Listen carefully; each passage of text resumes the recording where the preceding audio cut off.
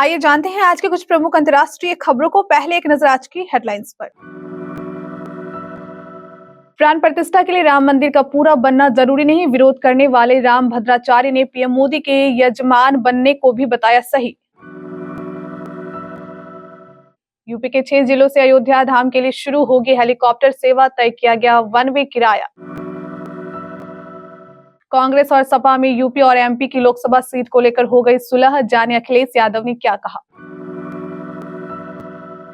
बिहार में बारिश तो हरियाणा पंजाब से यूपी तक कोल्ड डे का अलर्ट जारी, दिल्ली समेत देश भर का मौसम। हुती विद्रोहियों के हमले का अमेरिका ने दिया मुंहतोड़ जवाब, समूह नियंत्रित इलाकों में बरसाई मिसाइलें। आग से न खेलो, फिलीपीन ने ताइवान को दी बधाई तो भड़का चीन, दे डाली धमकी। बुसरा को गुरु मानते थे इमरान, पहले घर में एंट्री ली, फिर पति से तलाक कराकर रचाई तीसरी शादी। फिसलकर धराम से गिरे सोने चांदी के भाव, आज बाजार में है मेटल का दाम। सीमेंट फैक्ट्री में नौकरी, फोन बूथ ऑपरेटर भी बने, फेस किया रिजेक्शन लेकिन नहीं मानी हार और आज बन गए साउथ के सुपरस्टार। और रोहित शर्मा और एम्पायर के बीच विवाद, एक नहीं दो गलत फैसले, हिटमैन ने मैदान पर ही घेर लिया।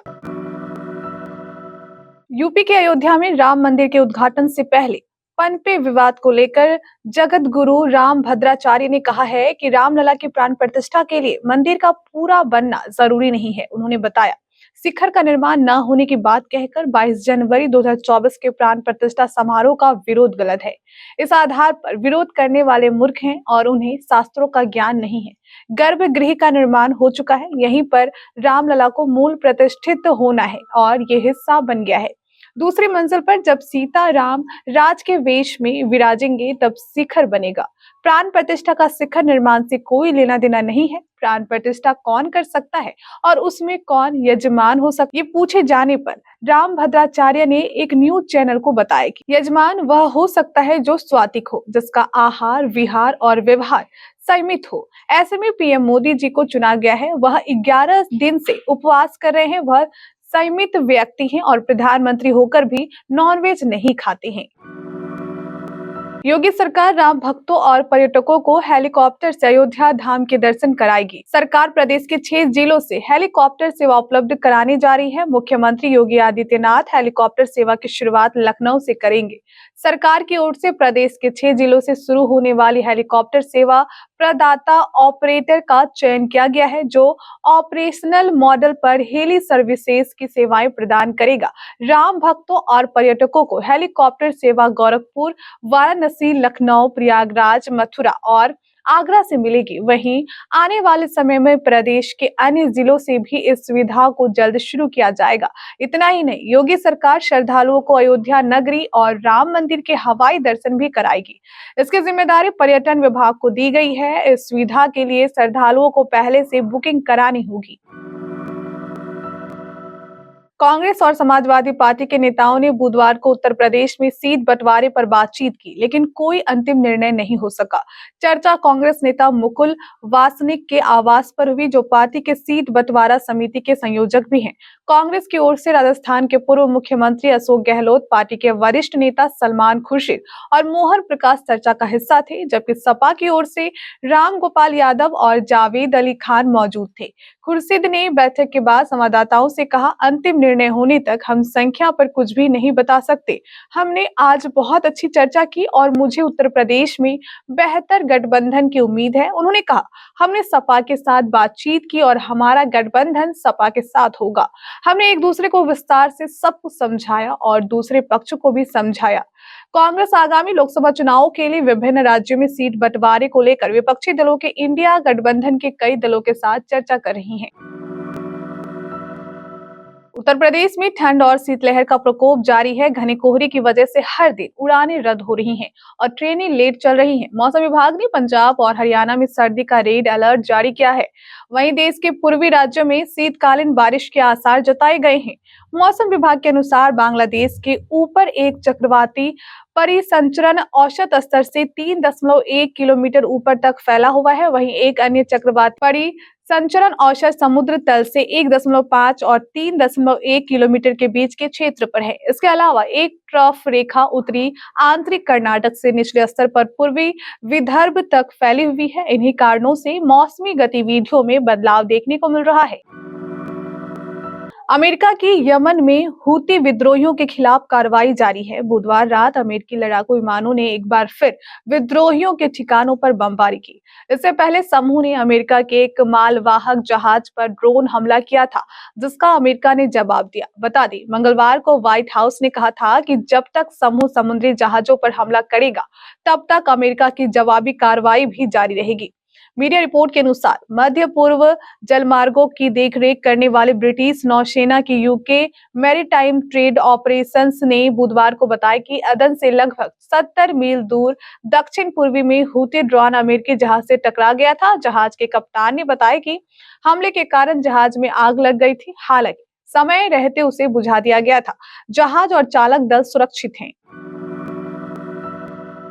चीन के विदेश मंत्रालय ने मंगलवार को फिलीपीन के राजदूत को तलब किया और ताइवान के राष्ट्रपति चुनाव में जीत हासिल करने पर लाई चिंग-ते को फिलीपीन के राष्ट्रपति फर्डिनांडो मार्कोस जूनियर की ओर से बधाई देने पर कड़ी आपत्ति जताई। विदेश मंत्रालय के प्रवक्ता माओ निंग ने संवाददाताओं से कहा कि मार्कोस की टिप्पणी फिलीपीन की ओर से चीन के प्रति जताई गई राजनीतिक प्रतिबद्धता का गंभीर उल्लंघन है और ये चीन के आंतरिक मामलों में हस्तक्षेप है। चीन ताइवान को अपना क्षेत्र बताता है और जरूरत पड़ने पर बल प्रयोग कर उसे अपने नियंत्रण में लाने का दावा करता है। चीन उन बयानों की कड़ाई से निंदा करता है जो द्वीप की सरकार को वैधता प्रदान करते प्रतीत होते हैं। माओ ने कहा, हम फिलीपीन से सख्ती से कहना चाहते हैं कि वह ताइवान मामले में आग से न खेले और तत्काल ताइवान के संबंध में गलत बयानी और गलत कृत्यों को रोके एवं ताइवान की स्वतंत्रता और अलगाववादी ताकतों को गलत संदेश न दे। पाकिस्तान की अदालत ने इद्दत का सही तरीके से पालन नहीं करने पर पाकिस्तान के पूर्व प्रधानमंत्री इमरान खान और बुशरा बीवी की शादी को गैर इस्लामिक करार दिया है। इससे इमरान खान के साथ बुशरा पर भी मुश्किलें बढ़ेंगी। दोनों की शादी को अब नाजायज करार दे दिया गया है। अगर पाकिस्तान के इस्लामिक कानूनों के मद्देनजर देखें तो इमरान और बुशरा मियाँ बीवी नहीं माने जाएंगे। इमरान और बुशरा की लव स्टोरी भी अजीबोगरीब थी। पहले इमरान ने बुशरा को अपना अत्याधुनिक गुरु माना, बाद में गुरु से ही प्यार करने लगे, फिर दोनों ने शादी कर ली। बुशरा पहले से शादीशुदा थी। दरअसल जब क्रिकेटर से राजनीतिज्ञ बने तो उनके शुरुआती बरस बहुत उठापटक वाले थे। उन्हीं हालात में उन्होंने अपनी पहली पत्नी जेमिमा गोल्ड स्मिथ को तलाक दिया। जेमिमा से उनके बड़े बेटे हैं जो आमतौर पर इंग्लैंड में ही रहते हैं। जेमिमा खुद इंग्लैंड बहुत घनी गोल्ड स्मिथ परिवार से ताल्लुक रखती है। आज यानी गुरुवार को सोने चांदी के भाव में गिरावट देखने को मिली है। भारत में 22 कैरेट सोने की कीमत 57,850 रुपए है, तो वहीं बाजार में आज 24 कैरेट सोने की कीमत 63,100 रुपए है। बता दें कि कल और आज में सोने चांदी के भाव में कोई बढ़ोतरी देखने को नहीं मिली है। सोने चांदी के भाव दिल्ली में 22 और 24 कैरेट सोने के दाम 22 कैरेट गोल्ड प्रति 10 ग्राम 57,850, 24 कैरेट सोने के दाम प्रति 10 ग्राम 63,100। लखनऊ में सोने के भाव यूपी की राजधानी लखनऊ में आज 22 कैरेट सोना प्रति 10 ग्राम 57,850 रुपए है। राजधानी में 24 कैरेट सोने के रेट प्रति 10 ग्राम 63,100 रुपए है। साउथ के सुपरस्टार्स की बात की जाए तो उसमें विजय सेतुपति का नाम जरूर आता है। विजय ने अपनी एक्टिंग से साउथ के साथ अब बॉलीवुड में भी लोगों को दीवाना बना लिया है। बॉलीवुड में वो कुछ ही फिल्मों में नजर आए हैं और इसी में उन्होंने अपनी एक अलग पहचान बना ली है। विजय की सादगी का हर कोई दीवाना है। वो किसी भी इवेंट में बहुत ही सिंपल लुक में पहुंचते हैं, जिसकी वजह से लोग उनके कायल हैं। लेकिन इस मुकाम तक पहुंचना विजय सेतुपति के लिए आसान नहीं था। उन्होंने बेहतरीन एक्टर का टैग पाने के लिए बहुत मेहनत की है। आज विजय सेतुपति 46 साल के हो गए हैं और उनके 47वें बर्थडे पर आपको उनके सफर के बारे में बताते हैं। सीमेंट फैक्ट्री में नौकरी, फोन बूथ ऑपरेटर भी बने, फेस किया रिजेक्शन लेकिन नहीं मानी हार और आज बन गए साउथ के सुपरस्टार। 1000 करोड़ की फिल्म से इस एक्टर की बॉलीवुड में भी हुई चर्चा। T20 इंटरनेशनल के इतिहास में बुधवार रात ऐसा पहली बार हुआ जब किसी मैच में 2 बार सुपर ओवर हुआ हो।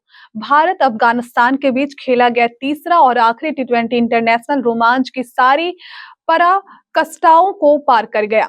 अफगानिस्तान की घातक गेंदबाजी से शुरू हुआ ये मैच आगे बढ़ते बढ़ते रोहित शर्मा के ऐतिहासिक 5वें शतक, रिंकू सिंह के सपोर्टिंग रोल के बाद पठान बैटर्स के कमबैक और फिर घटिया एम्पायरिंग के लिए भी याद रखा जाएगा।